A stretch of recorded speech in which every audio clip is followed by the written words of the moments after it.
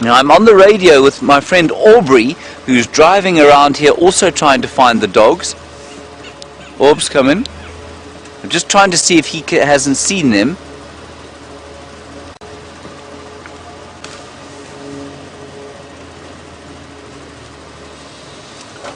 So here are the elephants. They're both sides of the road here.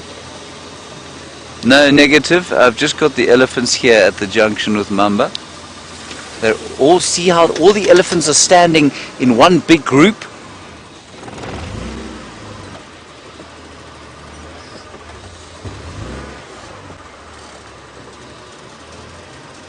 Now you just watch the ground to see if we can see any tracks, and I'll just stop where you can see the elephants now. Well, we don't want to irritate the elephants because the elephants are already afraid because they've seen the wild dogs, and we don't really know why they would be afraid of wild dogs. They can't be harmed by wild dogs. But they don't like predators. Orbs, they're all standing in one big group here. Just, but I don't know what they're looking at. They're looking towards you.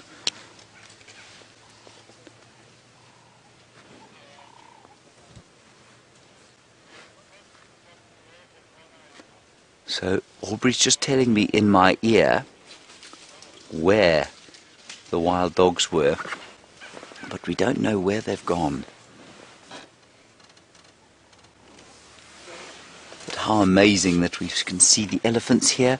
So if you want to talk to us, please send us your questions, guys. We'll happily try and answer them for you.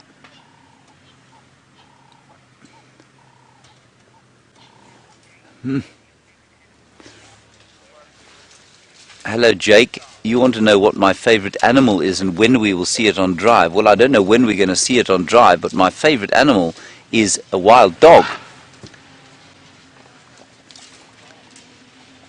Now that elephant has just moved out of the drainage line there. This is the drainage line, is this dry riverbed we're in, and it's chasing, well, they're not chasing, but they're moving towards Aubrey, who's just up there also trying to find the wild dogs.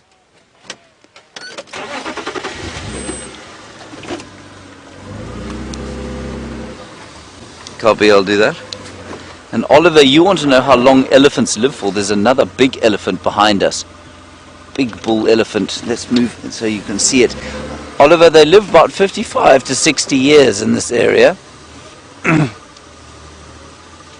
Alright, we're going to move now, and we're going to try and find these wild dogs, because wild dogs are the most special things, highly endangered, which means there are not many of them around. They headed that way, apparently, Aubrey said. So what we're going to do is drive up this road and see if we don't find them. See if we'll keep watching the floor to see if we can see their footprints. We might be very lucky. And while we're looking, let's go across to see my friend Brent. He is walking, trying to find a leopard on foot, and that's exciting. Welcome to Sinstithians. My name is Brent. I have Jandre on camera with me, and we're busy tracking a female leopard on foot. So we're moving through the bush. We found her tracks coming through, and we've got Herbie, who's wandering around us, making sure everything's safe and also checking for tracks. But this female leopard's got 2 cubs. A lion roaring. A lion roaring way far away. Oh, well, he's too far away for us to look for, so we're going to keep looking for this leopard. So there's a little river system that runs through here, which is a favorite area for leopards, so we're hoping that she's come into here. Maybe she's caught an impala, maybe she's put it into the tree. So not only are we looking for the footprints on the ground, we're looking up into the tree to see if she's put any animals in the tree. Here's a nice big elephant path, and that's always a good place to look for tracks.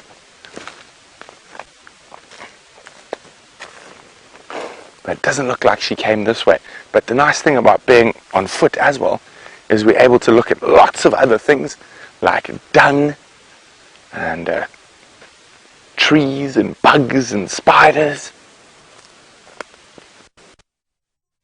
But we've got to be quite careful when we walk.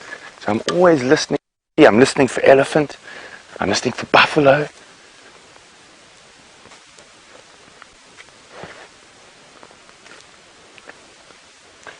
So, hi Jack. Jack's wondering in what specific part of the game farm we're on now. Well, we're on the southern sections of Djuma. James is in the north, or the center heading northeast, and Jamie, I think's way up in the northwest. So this female leopard, she likes this area. She lives around here a lot, so that's why we're checking here. Just got to go very carefully. Now Herbie's also looking. I can hear elephants, but they are quite far away. Okay.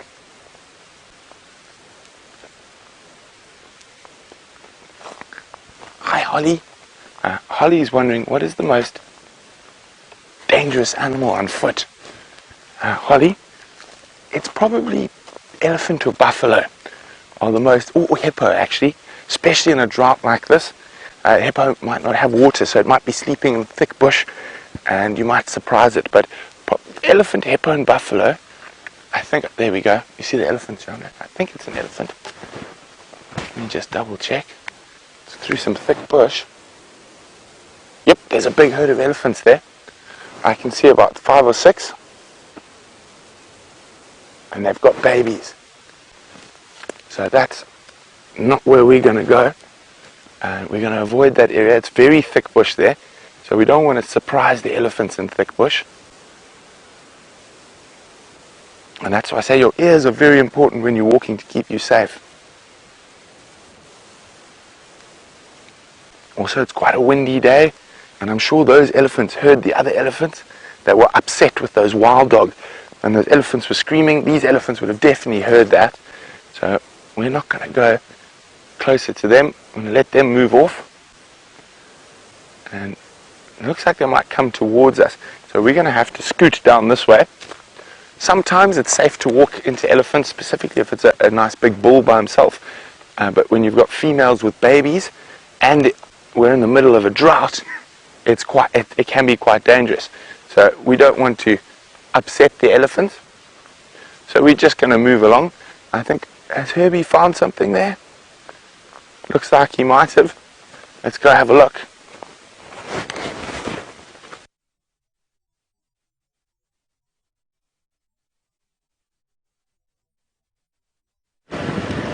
Hello and welcome on a very exciting live safari. My name is Jamie and I have a man behind the camera called Wiem who's quite camera shy, but you might see his thumb every now and again. So what an exciting time we have this morning. Potentially wild dogs running around, one of our favorite animals. Brent's got elephants on foot and we've been looking for lions all morning. Actually, we found a lion, but she disappeared off into some really, really thick vegetation. So we're going to be keeping an eye out for her as well. But because James is busy looking for wild dogs, and wild dogs move really, really quickly, generally at this time of the day the lions will be sleeping, so we'll come back and look for the lions. But first we're going to go and help James out in terms of searching for those wild dogs. So I hope you're all hanging on tight on the back here, so that we don't fall off, because we're going to be going very, very fast. Imagine the cold air streaming past you. Let us go and find all the exciting things that we can.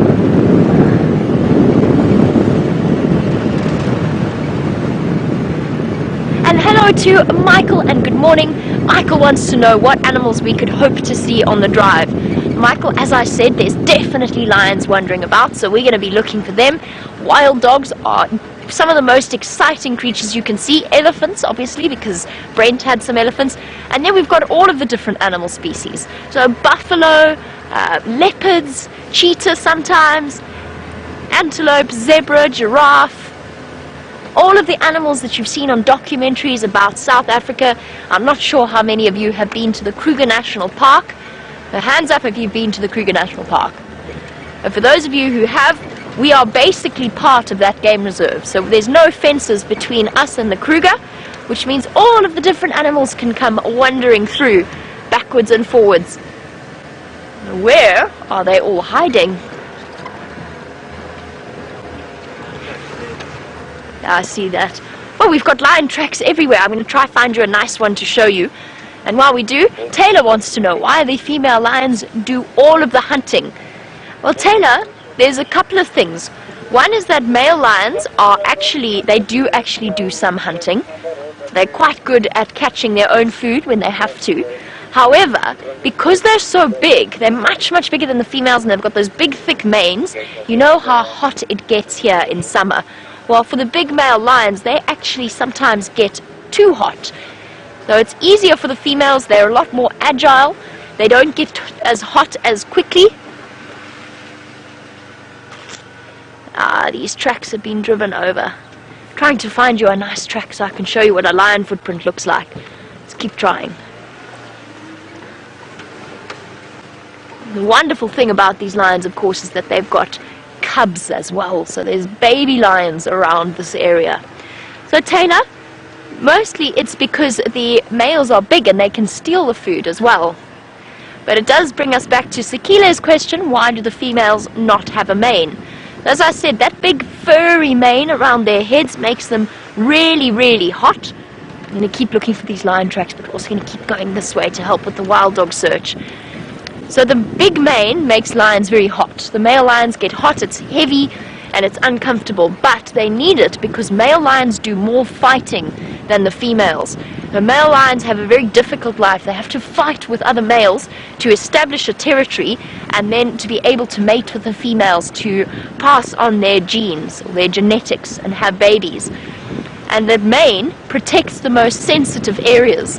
So the neck, around the top of the head, the back of the neck where the spine is, so that another male lion can't bite them and hurt them there. And the bigger the mane, the more impressive the male looks to the females as well. So basically a mane is there to make a male lion look very impressive, but also to protect him like armor. And there you go, Catherine. No, daddy lions are not lazy. They've got other things that they need to do.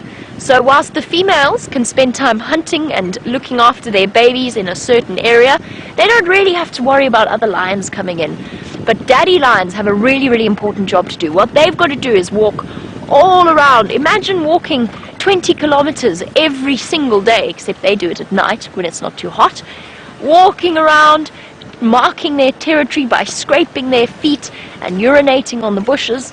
They've got to make sure that they are properly in place so that no other male lions come in, because if a male lion comes into a territory that's not his own and he finds babies that are not his own, then he will kill them. So the daddy lion has a really important job to do in terms of protecting his babies and his females.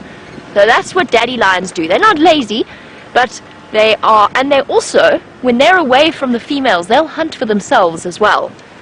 It's only when the females are there that they kill something and then the males come in and eat with them. But they're more than capable of catching their own food.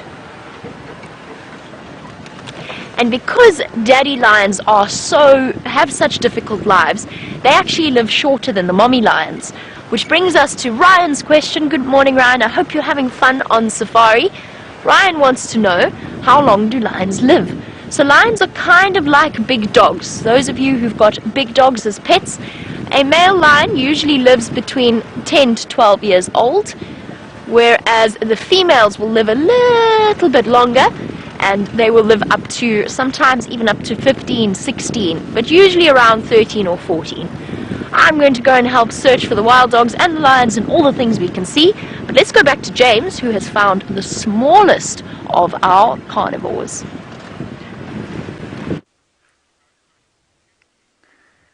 Hello everybody. Look, we've got not quite wild dogs, but you know they have a very similar what we call social structure, and that means that the dwarf mongoose troop is led by a alpha female, that means a lead female, and an alpha male, a lead male. And that's how they live, in exactly the same way as a wild dog pack does. Now those little mongoose, everyone, are about the size of sort of rats, really, but they're not related to rats. They're actually more closely related to a lion, if you can believe it, than they are to a rat. So they're quite closely related to your house cat as well. Only 3 of them, and they live in that little termite mound there, where it's nice and warm at night, and then they can come out when it's a little bit cold still in the morning. And you know how when you guys get to school and you go outside in the winter time, especially now, the first thing you do is go and find a little patch of sun on the field or something like that. It's exactly what those mongoose are doing. They're just finding some sun, because although it looks quite bright out here, it's not very warm yet, and so those mongoose are just trying to warm up a little bit in the sun after a cold night. Go ahead, Orbs. I'm just talking to my friend Aubrey.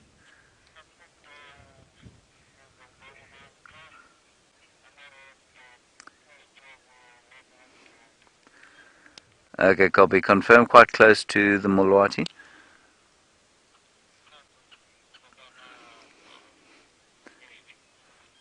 Yeah, copy that. Sorry, I did see those. That's the one that I saw there. I just didn't see where they were going.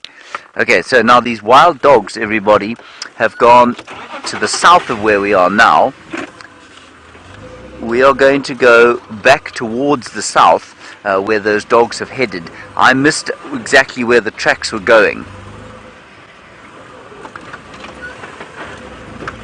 So let's go down there and see if we don't get lucky. We might be very lucky, we might not.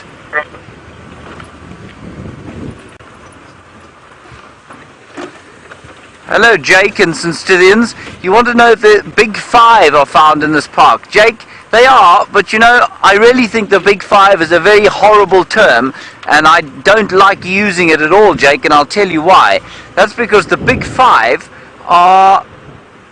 It's a term used by people who used to shoot animals, and they were the animals that were the most dangerous to shoot. So something, the big five are lion, buffalo, elephant, rhino, and I'm leaving one out, leopard. And there's so many hundreds of wonderful, amazing animals that aren't part of the big five, and because of we use this word, the big five, we ignore them. Things like giraffe and cheetah and wild dog. They're not part of the big five, but I think they're much more entertaining than some of the animals in the big five. And so I don't use the word big five anymore, Jake, and I'm hoping that many people will stop to use it, because I think it's a really bad term. Right, we're going to continue down here and see if we don't get quite lucky with those wild dogs. But they do move so very fast, up and down, trying to find something nice to eat.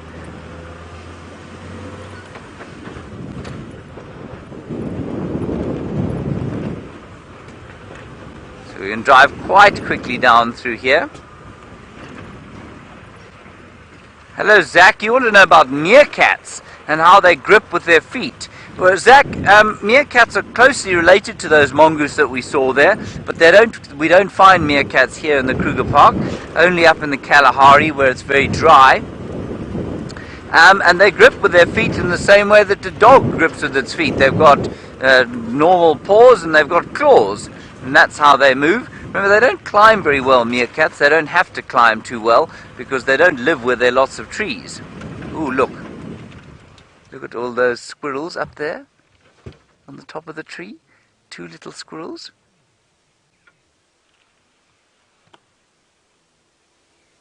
Isn't that amazing?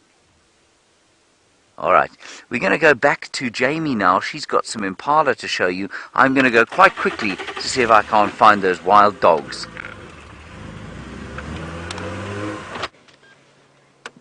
And again, a warm welcome to the boys and girls at Synstithians. I hope that you are having a lot of fun on your safari experience. And we've stopped now for a herd of male impala. Now, this is the most common antelope that we see out here. And that doesn't mean that we must just dismiss them or ignore them. They're amazing animals, very, very fast, faster than a lion at times. And they can actually run for much, much further because they don't get as hot. So I know it's a male because he's got horns. And like the male lion, we were talking about why a male lion has a mane. That's why our male antelope have horns, so that they can fight with other males for the ladies, for the females.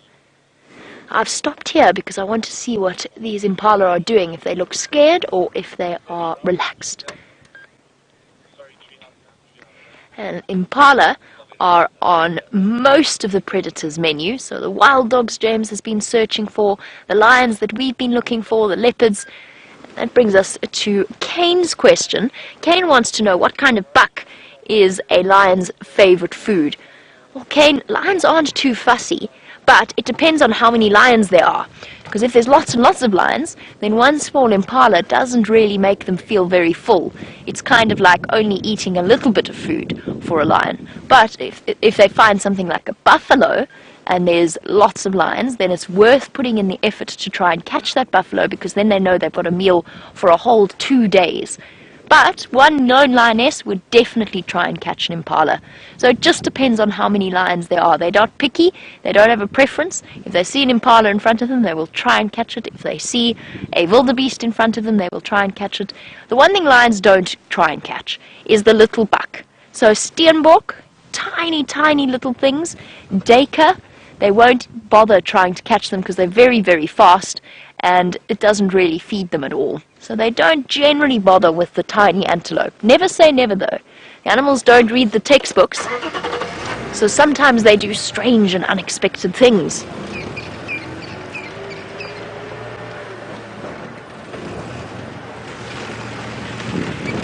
And welcome to Anouk. Anouk wants to know what we love about being a safari guide. So we guide people around, that's why we call safari guides. We take people on a journey through the African bush, and we get to tell them a little bit about the animals, but we also get to spend a lot of time with the animals. And Anouk, it's really hard to choose what the best thing is about being a safari guide. There are so many wonderful moments that we have, but if I had to pick just one, I think I would say the fact that no day is ever the same. It's never boring. There's always something different happening, something exciting happening. So most people, when they get up in the morning, they know they're going to go into their car, they're going to drive to work, they're going to sit and do their work, and then they're going to go home at the end of the day. We wake up in the morning and we go, wonder if we'll find a lion or a leopard or an elephant or a snake. What will we find today? Yesterday afternoon, when we got home after our morning drive, I went to go and change into some comfortable clothes, and I watched a snake crawl through my window. So it's each and every day is totally different. Now this is another really useful animal to look for when you're out in the bush. Many of you will recognize them. You've all seen them. The grey lories, or grey go-away birds. And you've heard them in your garden going, "Quee! Quee!" Or maybe at your school. Definitely at your school, you would have seen these particular birds. The reason I'm telling you that they're useful here is because they're very, very sharp-eyed. They're always looking around them. And if they spot a predator, whether it's an eagle or a snake or a lion or a leopard, off they go. They will tell us by shouting that "Quee" call. And that's why they're called go-away birds, because they sound like they're saying, "Go away." Quee. Let's all hear your best go-away bird impression. Quee. Now, Zach has obviously been around places in this area and seen the beautiful, beautiful trees that we call the fever trees. They've got that bright yellow bark, and funnily enough, Zach, that's one of my absolute favorite trees. But Zach wants to know why they help with the fever. And Zach, they don't, actually. They're a type of acacia tree, so with their big long thorns. The reason that they're called fever trees is because when people first started exploring this area, because all of the fever trees in Johannesburg are planted, they didn't used to be there, but they do naturally occur here. And when people first started exploring this place, they started getting malaria and sleeping sickness from the mosquitoes and the tsetse flies. But they thought it was the trees, because the trees grow around water, which is of course where the mosquitoes breed, and that's how malaria is part mosquitoes. It's before, now this place to live in, but this was before and there was lots and lots of malaria around, and that's why they called it fever trees, because whenever they came to the places with these big trees, all of a sudden they would get high temperatures and get very, very sick, which is the main symptom of malaria, is having a really bad temperature or a fever. So that's why fever trees are called fever. It's not because they It's not because they help make you better. There are trees though that will help to make you better. So let's find one for you. Let's find a good example. Oh, now they're all hiding from me. Trees can't hide. I'm just in the wrong place for the trees I'm looking for. I'm looking to find a tree that you could use as medicine. And there's lots and lots of different types out here, and they get used for different types of medicine.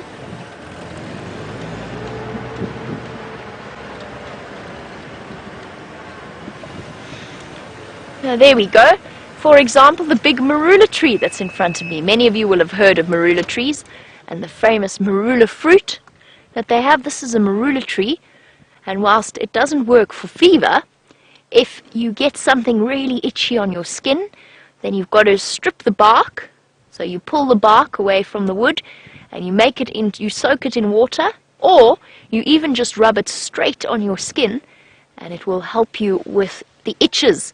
Or maybe you've touched a hairy caterpillar, or you've walked through a tree that's made you itchy. The marula tree will help you.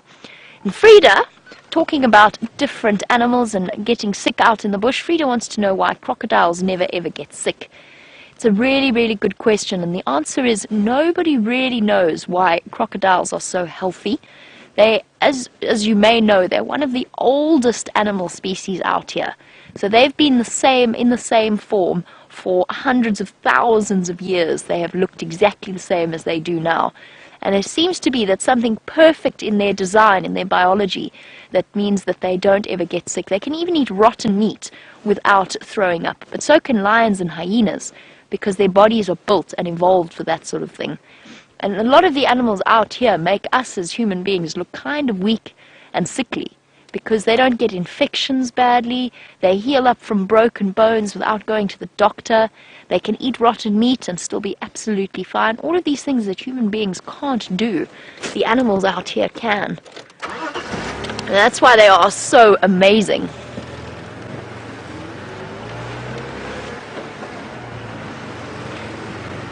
It's wonderful driving around out here and looking at all of the things from the vehicle, but it's equally special exploring the bush on foot. Let's go and find out why Brent is up a termite mound. So we had to actually put some speed in our walk.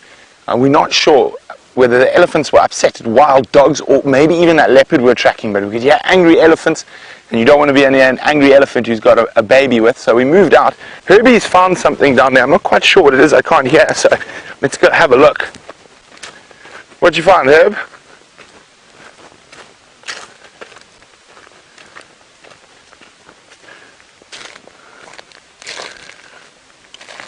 What have we got? Ooh, nice. Now, before we show you this, oh, there we go, John's going to show you. There's a little burrowing cricket. Oh, he's trying to hide. Shame, he doesn't like to be out in the open. So we will, there we go, come on, little fella. So this is a little burrowing cricket or a mole cricket. So they're incredible diggers. Oh, John, come look at this. He's got parasites on him.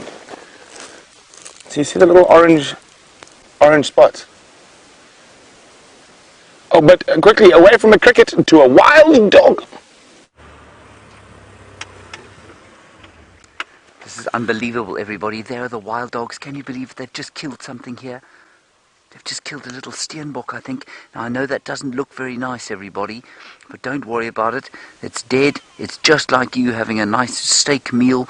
It didn't feel any pain when it died. And now it is feeding one of the most endangered species in all of Africa. Isn't that spectacular?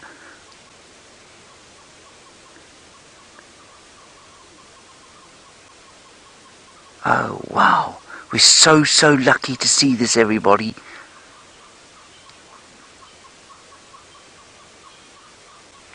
Just want to quickly call my friend Aubrey and see if he can't come in here. Aubs, do you copy?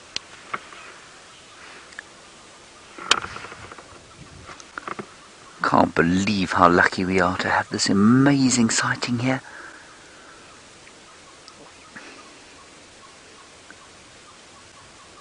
It took us a little while, but there we are. These are like the big wolves of Africa.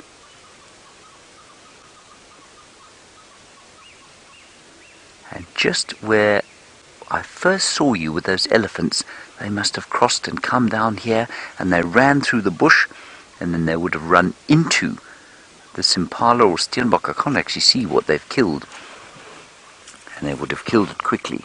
And there it is. It's a nyala. You can see now it's a female nyala. Anyway, I know sometimes it can be difficult to see this sort of thing, because we don't like to see things die, but everything has to eat. And it's important, especially, next time you have a braai or you have some meat, just remember that something had to die to feed you, and it's the same thing with these predators out here. Aubrey, do you copy, Aubrey?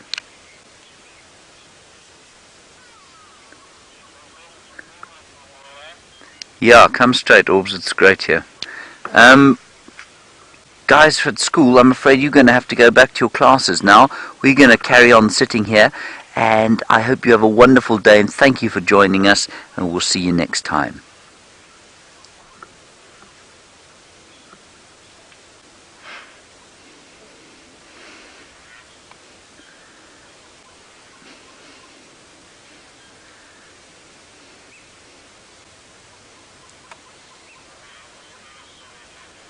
Ah, what an amazing sighting.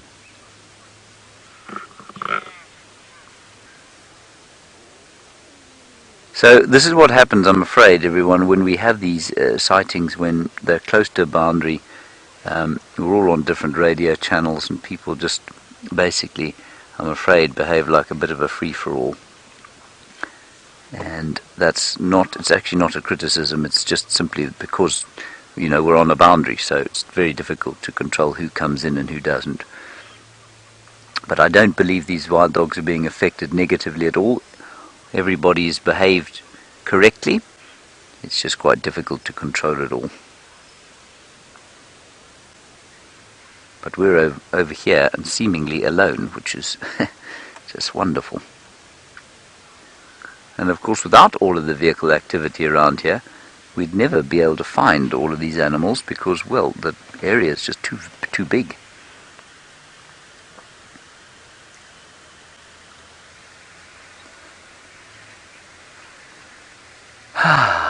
Now, Arathusa fox, a good one from you. Who are these dogs, basically? You're saying, do I think they've broken up from the main pack? I think this is the main pack. Now, if these are the same three we've been seeing, Brent took some photographs, sent them through to Grant, who is the sort of resident wild dog expert. I'm just going to sneak slightly forward so that I can give Aubrey a space to see them. Arathusa fox, we think that they are survivors. 3 survivors from what was known as the Lower Sabi pack, the pack that was decimated by canine distemper.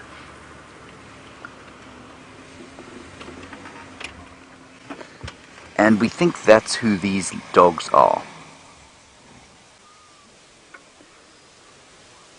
Isn't that beautiful?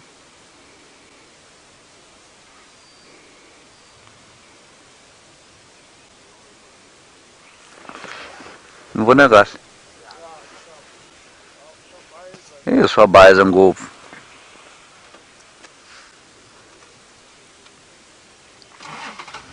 What an amazing privilege this is.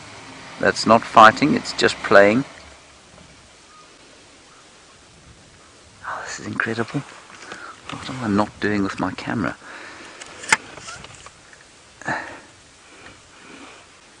It's just brilliant. Hey?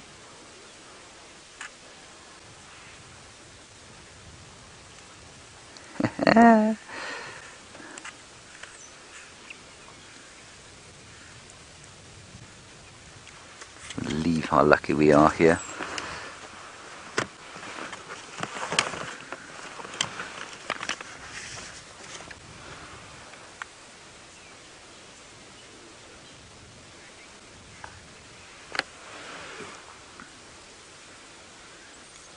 Don't run away from us, doggies. Stay.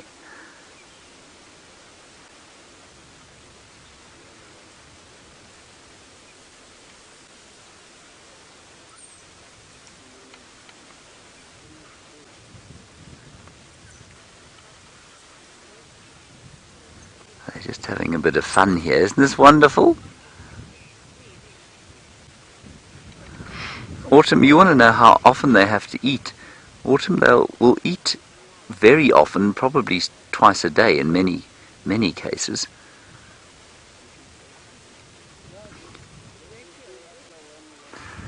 Oh, I can't. I mean, they just killed this now.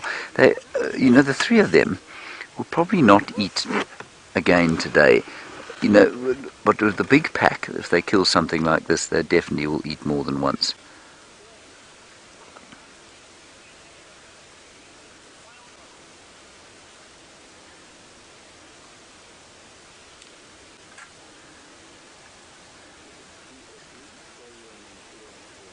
Oh, we are so lucky. Just stunning.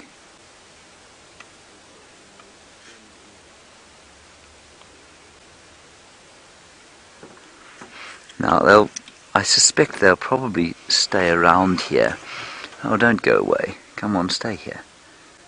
They might decide that they want to have something to drink.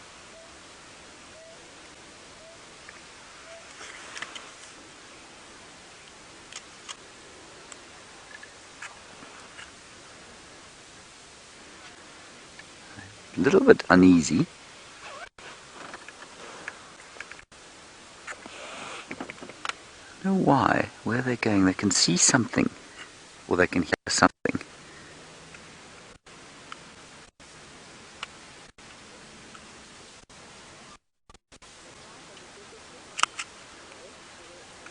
I don't think they'll leave this meat here. I'm pretty sure they'll come back here.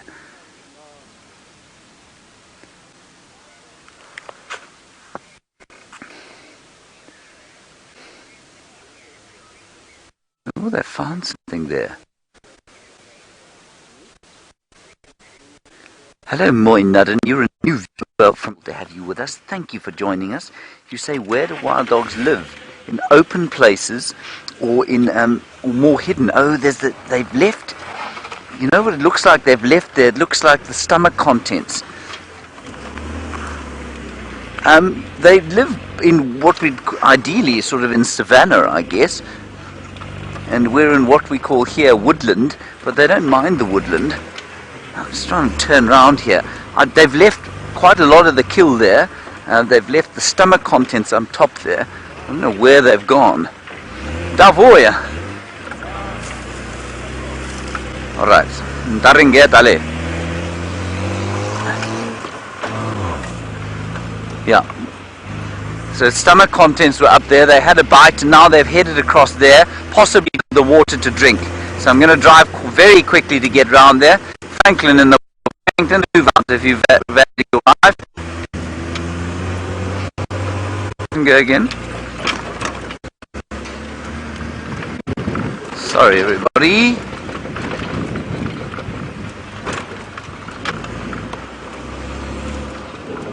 Oh, where have they gone and why have they left food? That is very odd. There, they're on the damn wall. There we are. Beautiful.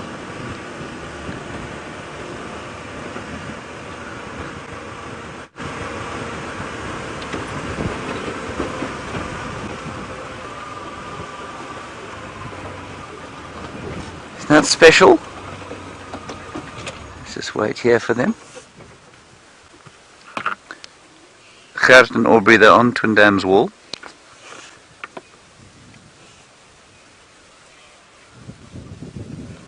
Oh, wow.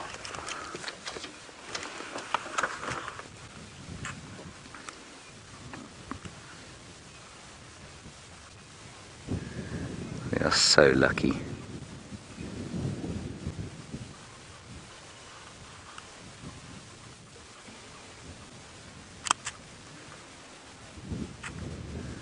I'm surprised at this behavior though. I don't really understand why it is that why they'd leave their food there. Doesn't make sense to me.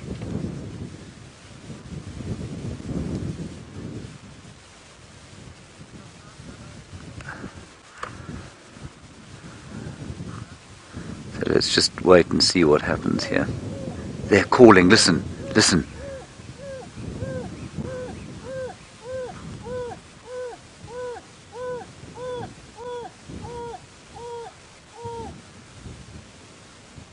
I wonder if there aren't others. That is absolutely astounding. Did you hear that?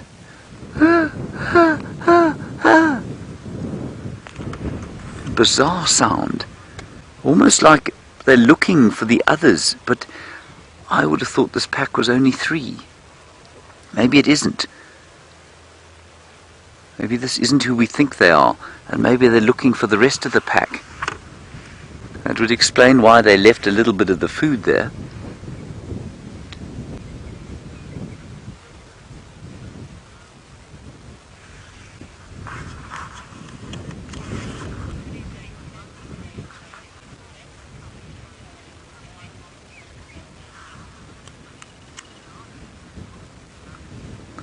Now, we're just going to wait here and see what they do, everyone.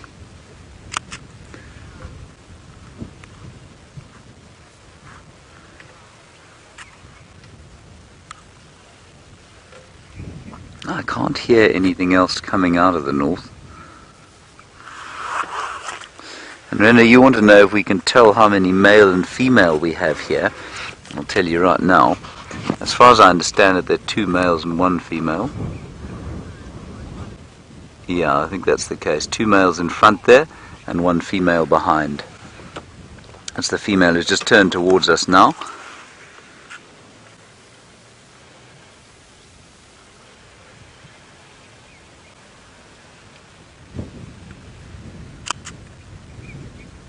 Oh, don't go south. If we go south, they go south. That's to the left of your screen, everyone. If they go there, then we're going to lose them, because they'll go down into another reserve.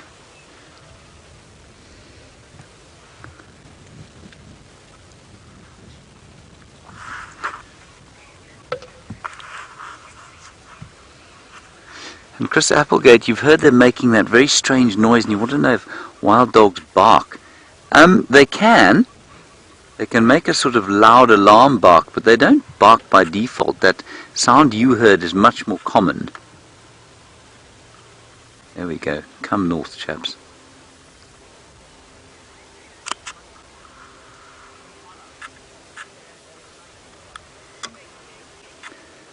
But it's more not. The most common sound they make, Chris, is like a chirruping bird sound almost when they're excited and they're looking at each other, or looking to sort of beg from each other, and when they're communicating. They can hear something going on up north there. And it's either making them nervous or it's making them curious. Now what's interesting is that their hunting efficiency is so, well, they hunt with relative ease. That's why they're prepared to leave that bit of food there. I cannot imagine another predator leaving that much left to eat and just just disappearing off. Yeah, I think there's something making them nervous up north.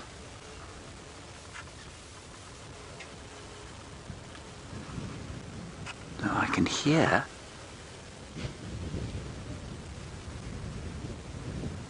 I just heard a ooh, ooh, ooh. Here we go. I heard that from way up north. Now whether it was a bird or another dog calling, I don't know.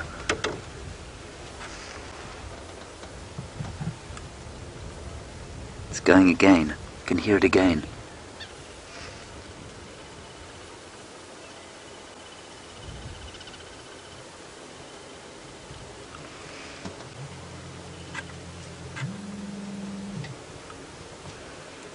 There they go. They're thinking about going south. They're in 2 minds.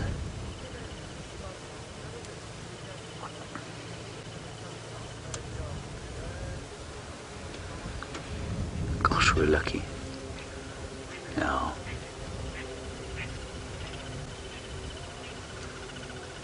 going off to the south. Now that's it, everyone, I'm afraid.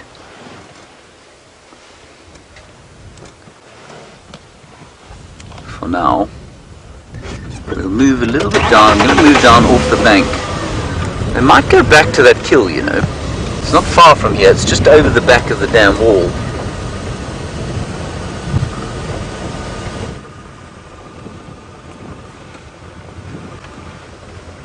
And the Battalier eagle about to go and land on that carcass. We'll go back to the carcass just now.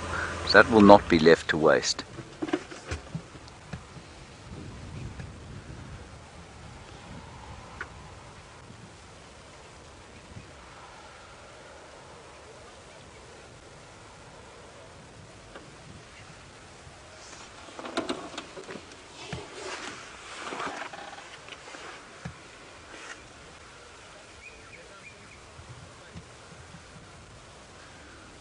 Here we go. There's one male still on the damn wall thinking about staying. And Jeanette, you're wondering if wild dogs are related to hyenas. They are not. They are not. They're much more closely related to jackals. Hyenas much more closely related actually to mongoose and then to cats than they are to the dogs. So foxes and jackals is what wild dogs are most closely related to.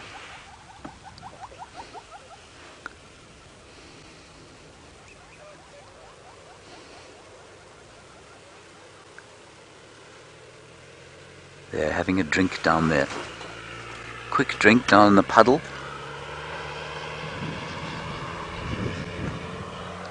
Now coming back north, the others are coming back north.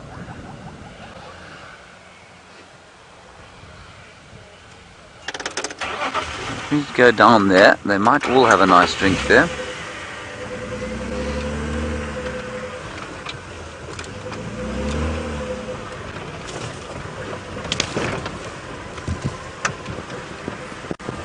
Beautiful, yeah.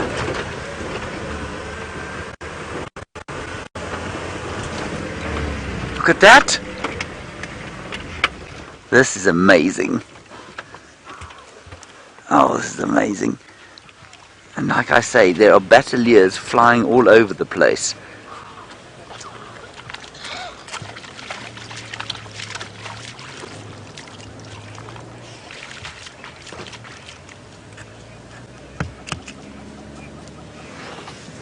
Oh, there we go. And the smell is so amazing. Can you smell them, Zunda? They smell like wet dogs, which is of course what they are. And that I think is going to be it, everyone. They're now going towards the south. But they might go back to that kill.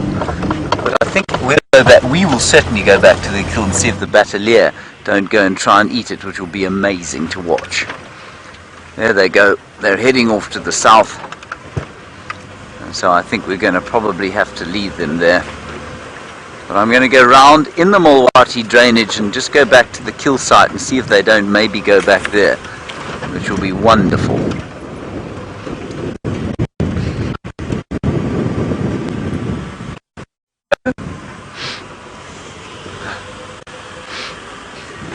Lauren, you want to know about domestication of wild dogs? No, no one's ever domesticated them. You can raise them from pups, but what happens, Lauren, is that they start to wander apparently. They don't like, they can't deal with it. Sorry, Jamie's just calling me. Go, Jamie. Affirmative.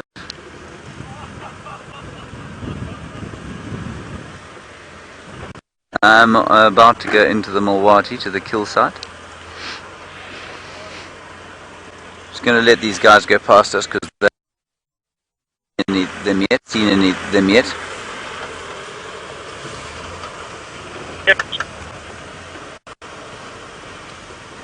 Yeah, that sounds like she thinks is around up there, up where she is in the far west. She can hear impala alarm calling, and she can hear them calling.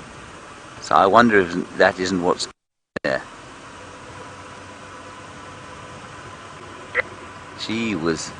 Okay, well, we're going to leave them now, everybody. We're going to leave them to the 3. So we're going to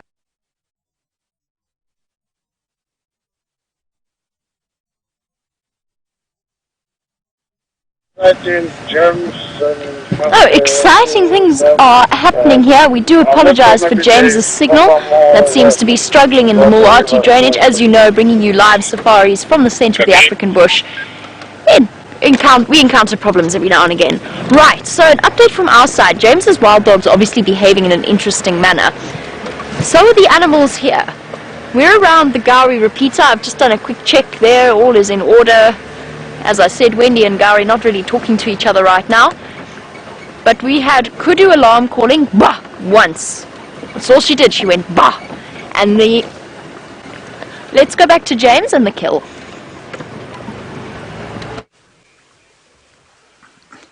Look at this, everybody. Check out these vultures. They've come down. Look at them pounding out of the sky.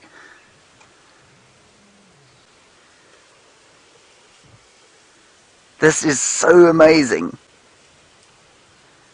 Hundreds of them. Scrabbling over this Nyala. There'll be nothing left here very, very soon. Try and count them coming in. Look at them all. Wow, this is fantastic. This is truly, I mean, this is astonishing.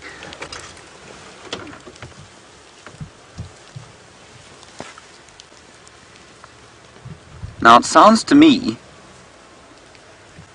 quite a lot like Jamie might have the rest of the pack up where she is. That loud calling. Look at them go. They just got a bit of a fright because a vehicle came in, but they'll come straight back. They'll come straight back. Oh, this is amazing. We are really lucky today.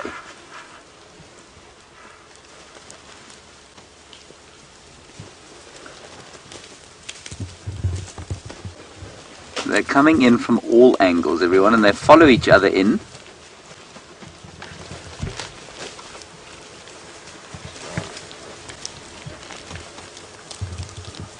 All white-backed vultures so far, no other species.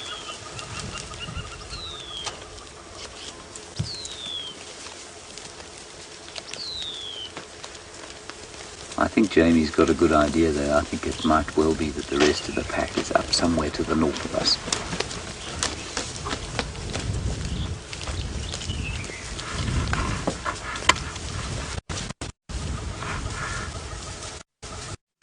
You can hear the ripping sound that the vultures are making there.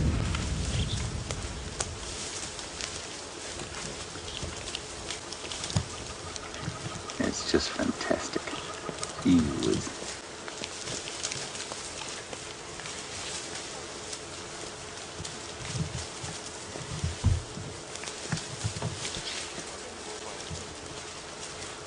And that's also them sort of scrabbling around on the ground, and there are two lots of vultures here. Some of them eating the rest of the carcass that they left, and then others that have gone towards the stomach contents on the other side. Just, Zander, if you don't mind, can you go up, just look at them all coming in here. You won't believe what I just saw.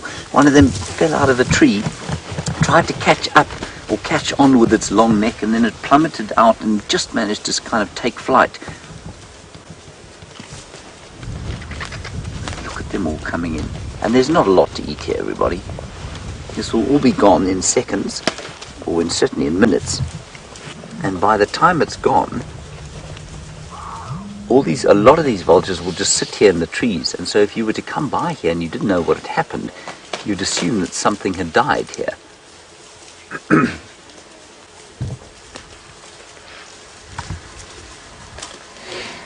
Oh, it's just brilliant.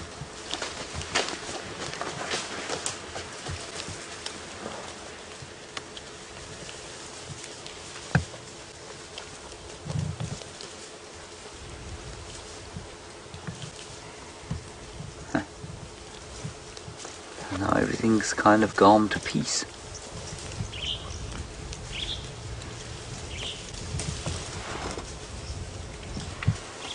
Sorry, when that first bird we saw, I think just before you lost us, I thought it was a tawny, a Wahlbergs. It wasn't. It was a tawny, definitely. And the tawny and the battalier that would have swooped in here would have led these vultures to this kill. and then they would have had to fly off, the Battalier and the Tawny, because they will not compete with much bigger white-backed vultures.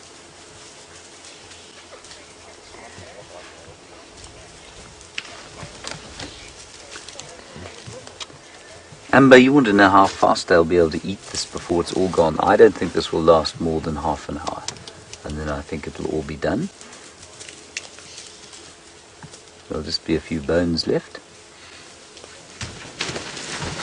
And something's coming in and giving them a fright. A lot of them have just taken off. Not sure what that would have been. Can't see anything around here. No vehicles have come in.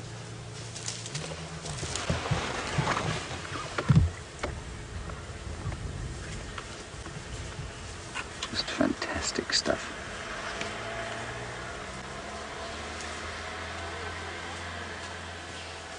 Wonderful light.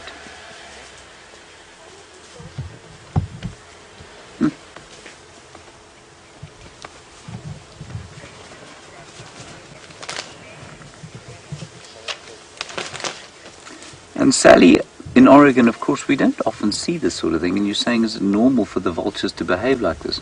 Absolutely, completely normal.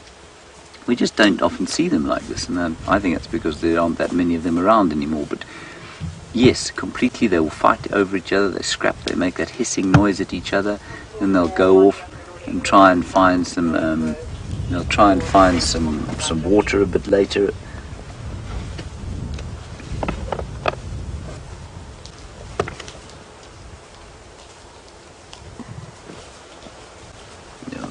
Seriously lucky today.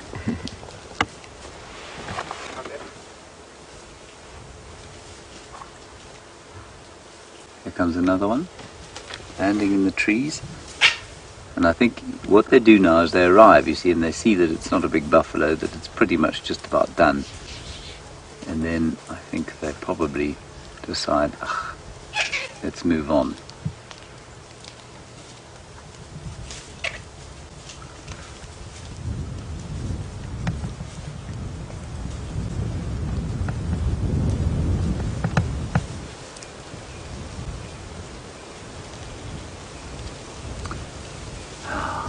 Just a joy.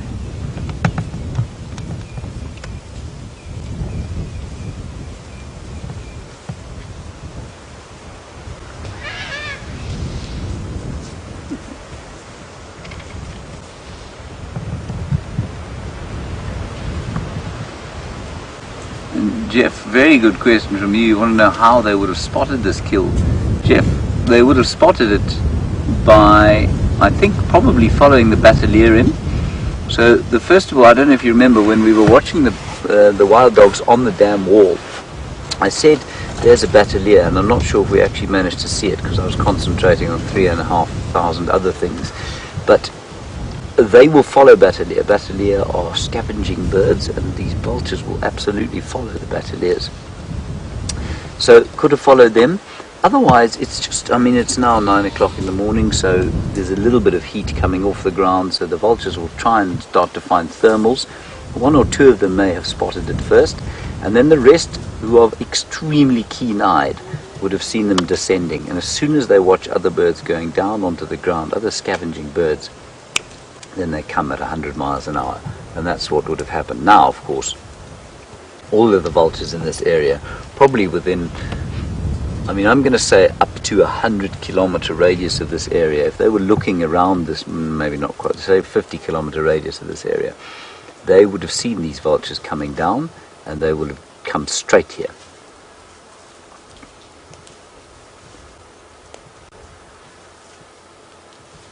And you can see half of them have given up already. Not much else to eat. Just the biggest ones still managing to feed. Look.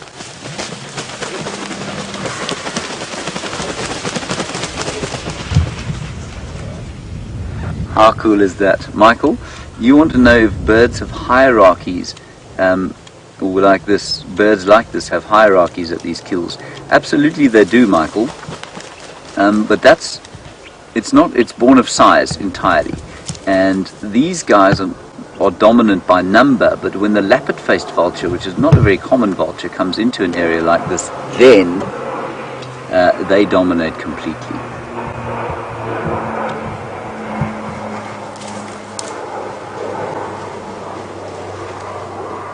See, it's done. It's finished. Now they'll stand around a bit, decide if they want to fly or not.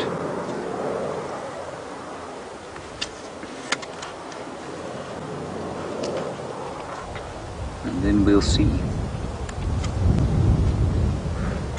Well, some of them will, if those that haven't eaten properly, will sort of take off into the sky and try and find something else to eat, and others will probably just sit in the dead tree above here.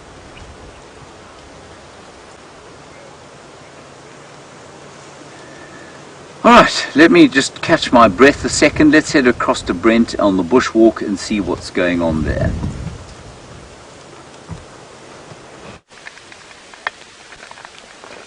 We had to move out of that area where we were earlier. There was just too many elephants and they were angry in this wind. So what we're going to do now is we popped into camp, grabbed the camera trap, and then walked out from camp again. Now here is a massive game trail that comes at the confluence of about 5 or 6 game trails a bit further up. And there's this ideal expired leadwood stump right here. The Gallagher waterhole is probably about 50 meters. I can just make it out through there. So we're going to pop the trap up here. Now, I did pop it up and we got porcupine on the other one. I will start sharing some of that stuff. There were over 1,000 little videos to sort through. So I've done all the setup. So we're streamlining this. There we go. It's on into its hyena proofing. And we'll adjust how we're going to put it shortly. And we're just going to use this cable tie to extend the reach, and that should be spot on there. This is where it gets a bit more tricky. No, I think I had it in a slightly higher spot when I was testing, but this was a good place. Oh, hang on. And let's just remove a bit of bark to make it a bit skinnier. Oh, and we've got some stuff to look at once we're done. Okay, so there we go. That should be much easier. There we go. So we're going to do some rearranging in front. Just turn that the right way around.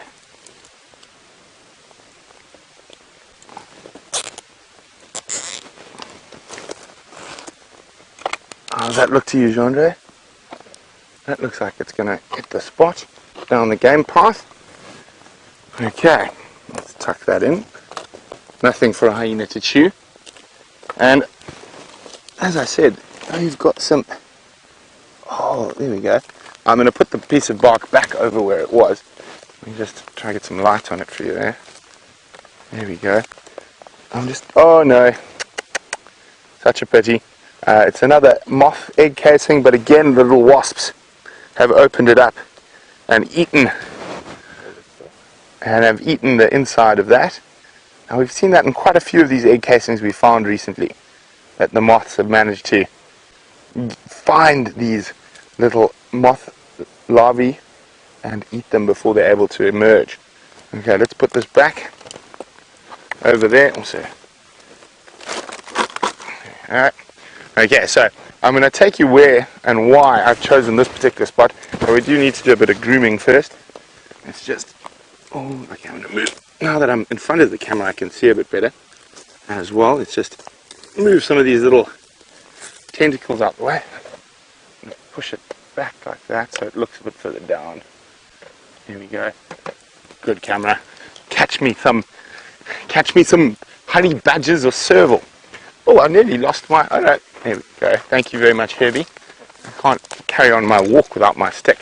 So you're going to see now the reason that I've chosen this particular area. Now you can see how massive this path is. So it's going to be utilized by lots of different creatures. And hopefully some of the little nocturnal carnivores as well. Now, you always got to be careful when coming through an area like this, especially now that the day is becoming a bit warmer. There's always a chance of those big grumpy buffalo bulls making their way through. You want to stop, look, listen. It sounds safe.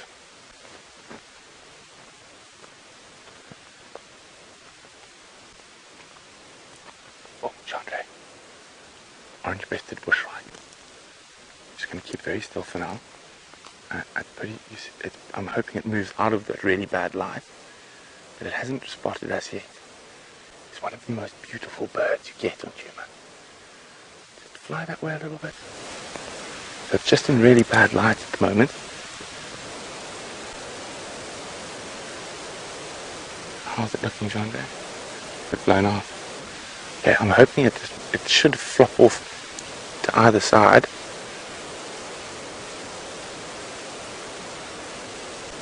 Incredibly beautiful bird. Part of a bigger bird party. Oh, come on, hop to the right, into the good light. A little bit more, one more tree across. Just the most striking bird. It hasn't noticed that, so we're keeping very still.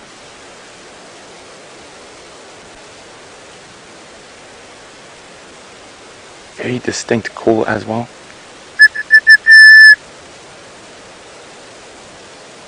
Before we've got to the waterhole, there's this wonderful little bird party around it. Do you see the woodpecker as well, Andre? If you look up just to the left of the bushwright, little cardinal woodpecker. Sounds like there's a couple of them. Just really waiting for them to fly to a slightly better spot from the sunlight.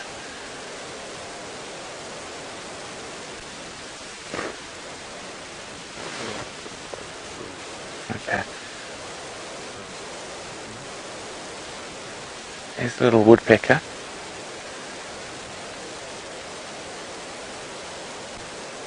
Oh, he's going at it. Okay, the bushwright's moved, Chandra, so let's just take 1 or 2 steps and we should be able to get it in better light.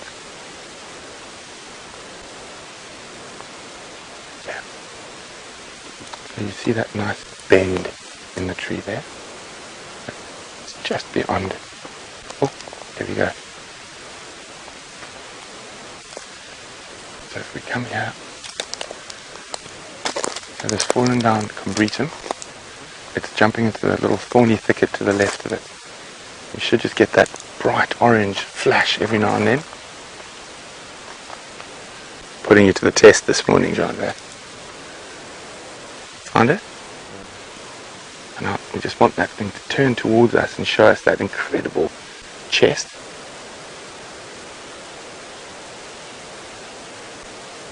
There we go.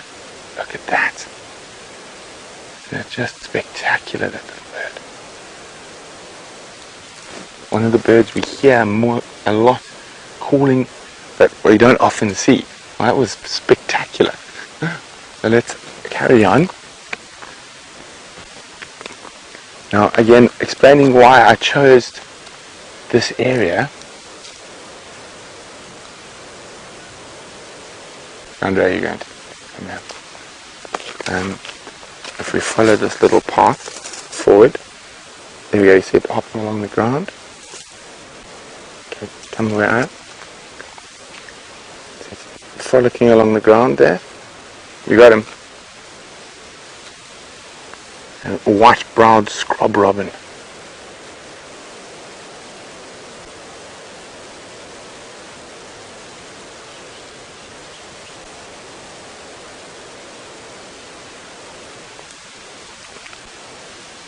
Okay, there we go, you can see it. Now, it's one of the more drab of the robin species, but has definitely got one of the most beautiful calls. Now, I'm not going to try and imitate it. You're going to have to ask James to whistle its call for you, because it is spectacular.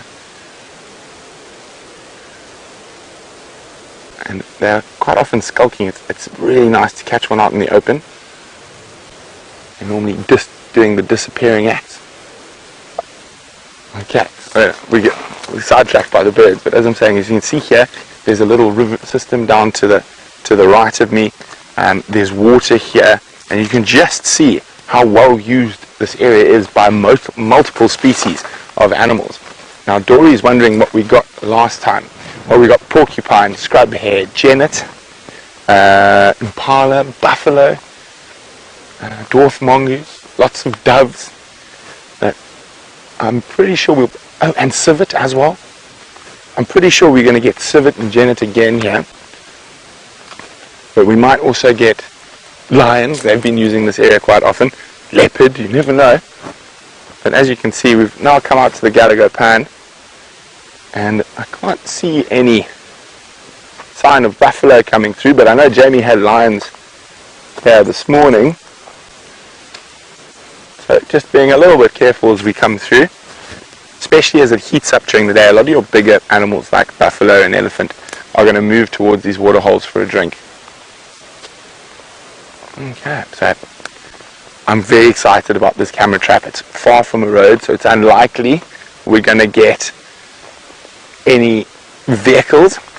And then it must seem like an age ago we asked you about a track in the sand, and well done to Michael, James and Sarah, who said aardvark. Okay, so hopefully we catch lots of fantastic creatures on that camera trap. I'm quite excited. I hope you guys are too. I will start sharing some of the camera trap, the last setting of the camera trap, but for now we're going to start slowly moving home. Fortunately for us, it's not too long a walk, and we'll go set off the camera trap to be the first creatures on it. But from myself, Jean-Ray and Herbie, it's been wonderful having you on the Sunrise Safaris Bushwalk, and we'll see you again in a few short hours for the Sunset Safaris. So, toodles for now.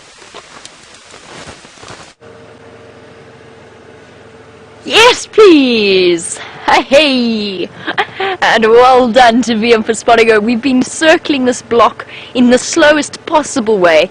You are responsible for those alarm calls. You scared all the animals. Shadow is there. This is so awesome. What a wonderful way to finish off our morning.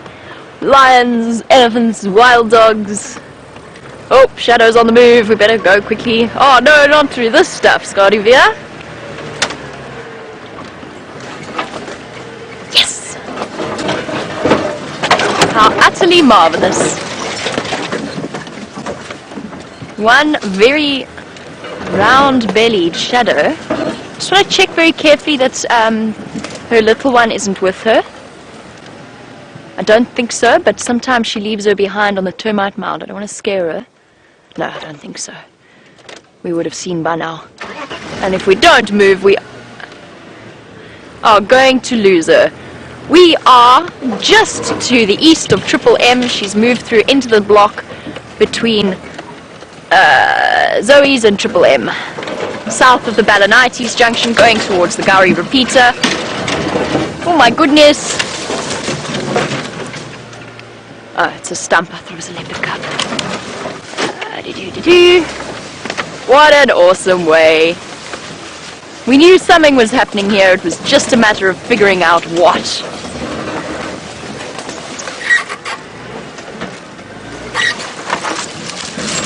Oh, everybody duck. Watch your heads. Watch your feet. Watch your arms. Watch your legs. Watch all extremities. We are going through the monkey orange thicket. Actually, I say Shadow, you know. I'm working on an assumption here. You've got to be careful of that. Just in terms of where she is. It's the western boundary of Karula's territory. Let us double check this first. There's definitely no scampering cub. But she might be on her way to fetch it. So we've got to proceed with caution. Which way are you going to go, girl? Let's try and get ahead of her this way.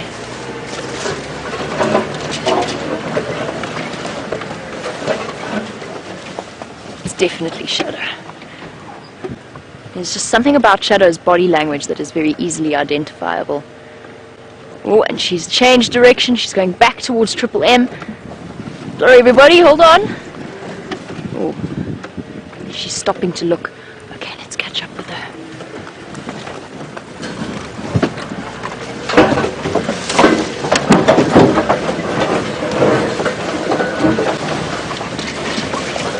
For new viewers,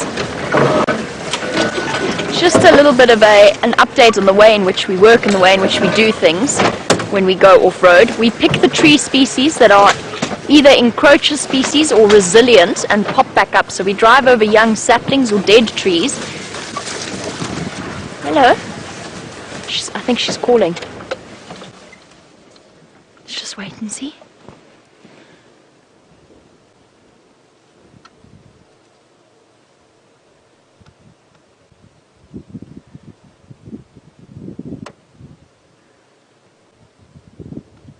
Really has been a beautiful day here.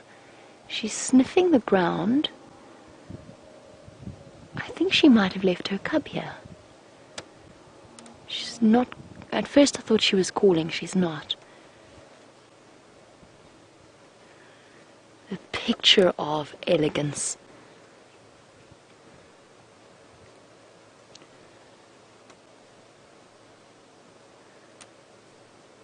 Don't think she's hunting. She looks quite full-bellied to me.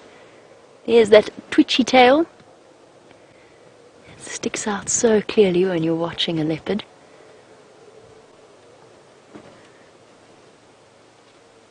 Such a cool morning. So many things have just gone right this morning. It's awesome. There's nothing like a surprise leopard.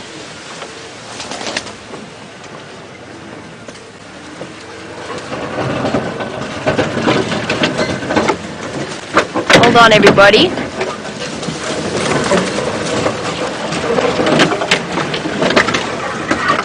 And while we sneak through here and figure out where Shadow's going, Michael wants to know if our leopards ever hunt monkeys or baboons in this area in the way that they do in other places. Yes, they absolutely do. The last, or the second to last time that I saw Shadow with her cub, she had a monkey carcass. The little baby was chewing on the monkey's head. Karula's been known to catch monkeys before, and Kunuma has caught a baboon. So yes, absolutely, our leopards are. That's one of the reasons why monkeys go so incredibly frantic when they see leopards. They know that it's one of the few animals, apart from birds of prey, that are threats to them, and that would be capable of catching them in the trees that they climb in. Only animal agile enough. And monkeys and, baboons and leopards, even more so. Baboons and leopards have been known to have out-and-out wars with each other, because a big male baboon is about half the size of a female leopard, or half the size and weight of a female leopard. However, I'm sure she's going to go straight towards that termite mound. However, there are lots of big male baboons in a troop, and they have been known on occasion to come to blows with leopards of an area.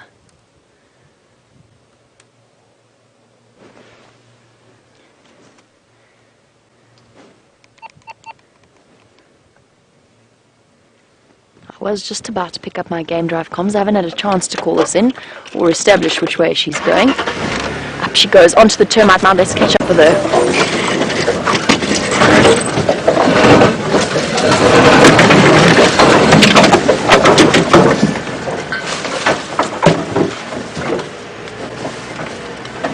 There's no better picture than a leopard on a termite mound in the morning sunlight. This station's one Mufuzzi Ingwe to the south of Balanites, between Zoe's and Triple M. Approaching the repeater, but we're in some thick bush here. As soon as I get to exactly where we are, I'll keep you updated. She's mobile north.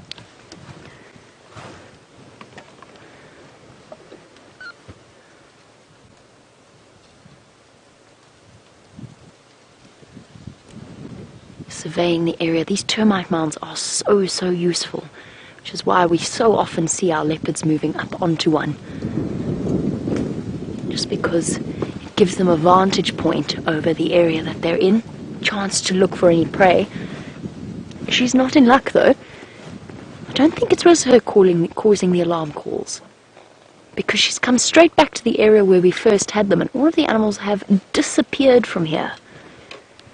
Let's go around the other side, get her in the morning light.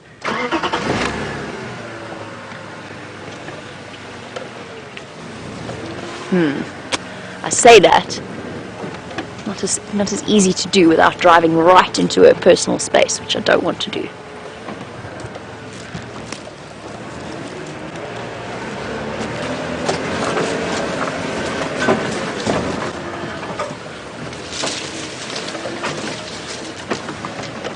Should be relatively easy to do once we just get past these bushes.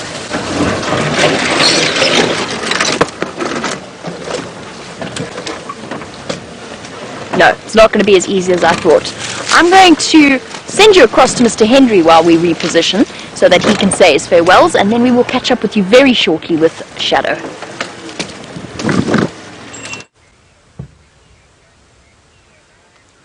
I'm trying to point out some dwarf mongoose to my friend Zander over here. Can you see them? There, he's got them now, everybody. There we go. Dwarf mongoose, shadow, wild dogs, elephants, lions. What a morning it has been. And just reward to Jamie for the tireless efforts she's put in this morning to have found shadow. Brilliant stuff. Young male leopard tracks around here as well, so perhaps Sindile is also around. James Richard, it is also your birthday and my father's birthday. It is our pleasure to have found you all these animals for your birthday. I'm going to say goodbye to you now, and we will take, we'll see you this afternoon. A big thank you to Zander for his efforts today. A big thank you to the universe for its great manifold blessings upon us, and we'll see you this afternoon at 3 o'clock. Until then, happy birthday, James and Dad, and we'll see you later. Bye-bye.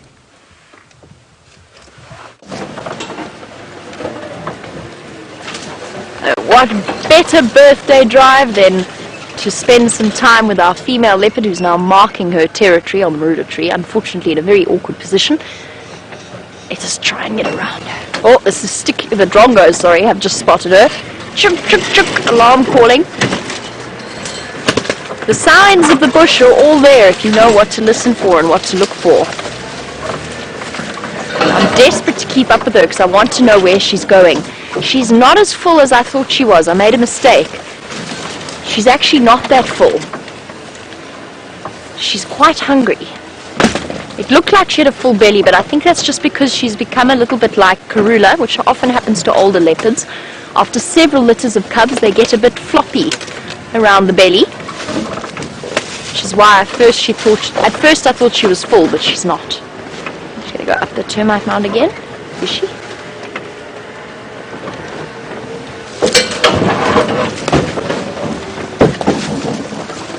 Oh, goodness.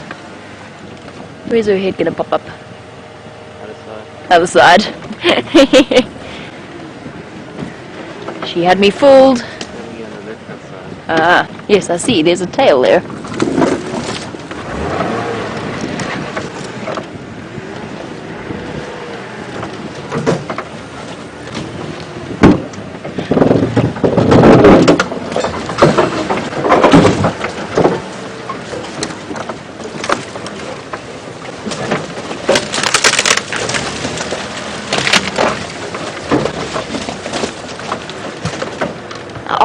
Shadow has a young cub that is even younger than Karula's cubs, and Rena would like to know how old her cub is now. Well, we never knew the exact age of Shadow's cub. We know that it's about a month younger than Karula's cubs, but it might even be less than that.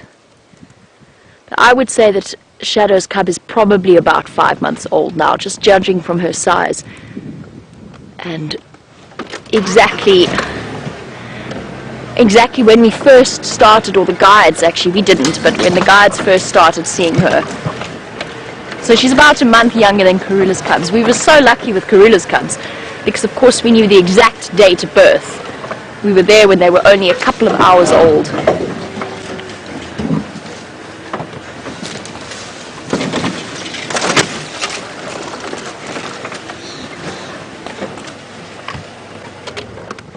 Wonderful to hear from Dispatch saying that this is their first sighting of the lovely Shadow.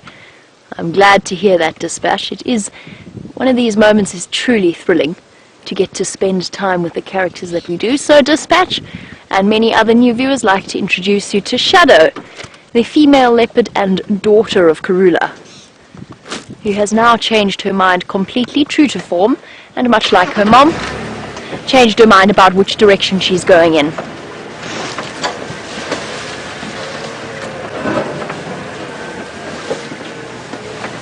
She's busy patrolling her territorial boundary as well, making sure she scent marks.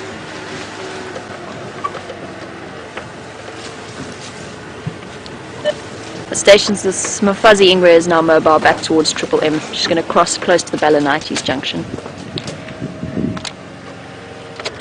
Which way are you going, girl? The Shadow's had an interesting time.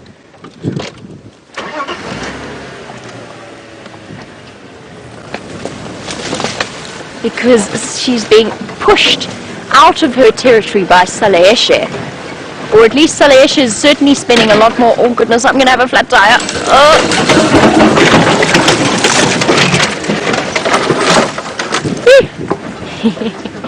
She's being pushed further and further west by Saleheshe into her mother's territory. Saleheshe is much bigger than Karula is. I mean, than Shadow is, and Karula. And Tikita is absolutely right. Staying with or finding our leopard last minute just goes to show why you have to stay watching our live safaris right up until the last moment.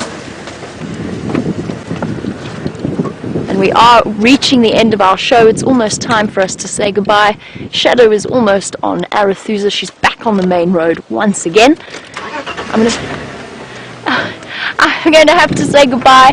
A big thank you to VM for all of his fantastic camera work and also branch dodging, as well as to Rebecca and to Jerry in Final Control, and most importantly, a big thank you and a shout out to all of you watching across the globe. It's been wonderful having you, and it's time for us to say goodbye.